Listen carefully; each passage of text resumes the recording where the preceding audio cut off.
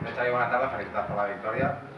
Partit més complicat del que pot semblar un marcador, algú que n'hagi vist el partit i hagi 2-0, victòria plàcida de l'Hospitalet, no ha estat així de cap manera. No, crec que sí que la primera part hem dominat més que ells, perquè al final nosaltres teníem molt clar que ells és un equip que, sobretot, amb pèrdues de pilota que tinguéssim, sortirien molt ràpid a la contra, perquè tenen jugadors molt ràpids, a l'Albert per banda, al Jonathan, se li ha lesionat durant la setmana a Liaga, que també era un altre punyal, i després amb estratègia. Havíem de controlar això, sobretot, i després nosaltres anar fent el nostre partit.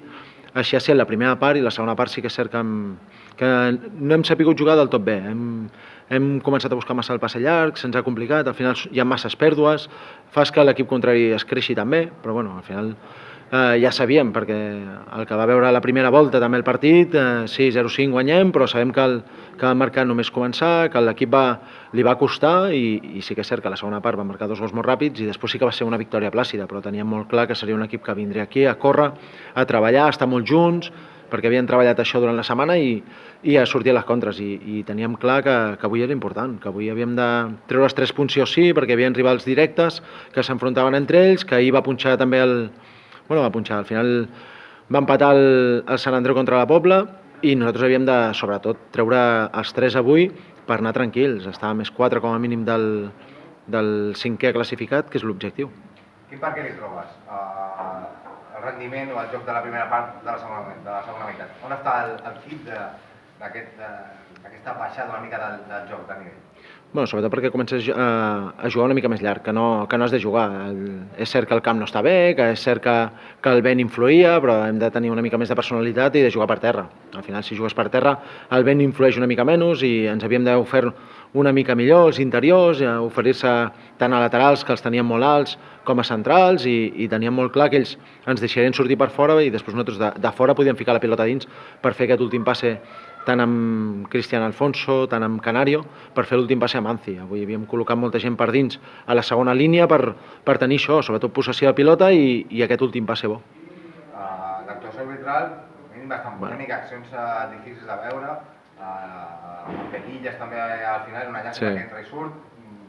Quina valoració en fas i com afecta a l'equip? Tot el que ha passat, perquè el tècnic rival es queixa molt energèticament del gol anul·lat, diu que estava mal anul·lat. Tu com ho has vist tot clar? Al final pita fora joc, crec, amb el gol anul·lat. O sigui, el que ho veu millor és el Línier. Jo també podria seure aquí, queixar-me del primer penal que crec des de la meva posició que pot ser amb Cristian Alfonso, només començar el partit, un penal que crec que sí que aquest és molt clar a Manzi, però bueno, al final hem de ser coherents, hem d'estar tranquils, normalment no parlar gaire dels àrbits i intento ajudar-los, però també és cert, avui he protestat potser alguna jugada que creia, sobretot amb entrades fora de lloc.